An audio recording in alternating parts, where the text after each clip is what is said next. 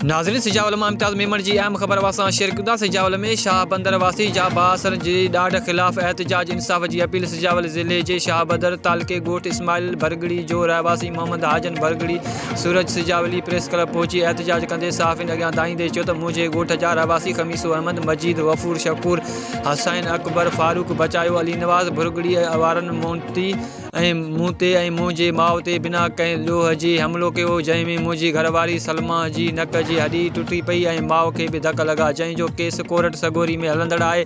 जंहिं बैदि मथे ॼाणल ख़मीसो भुरगड़ी मुंहिंजे ख़िलाफ़ ज़मीन ते कब्ज़े जो पूरो केस दाख़िल करायो आहे, जेको जज उहो रद्द करे छॾियो आहे। हिन चयो त बासर मूंखे मौतमार धमकियूं ॾेई रहिया आहिनि ऐं मनसूबो जोड़े रहिया आहिनि त मूंखे कंहिं न कंहिं केस में फासाए नक जी हॾी टुटण वारे केस वटां हथु खणण जी कोशिशि करे रहिया आहिनि। मूंखे उन्हनि माण्हुनि मां जान जो ख़तरो आहे। हिन SP सिजावल SHO चौहड़ जमाली खे मुतालबो कंदे चयो त उन्हनि माण्हुनि ते क़ानूनी कार्रवाई कई वञे ऐं मूंखे तहफ़्फ़ुज़ फ़राहम कयो वञे।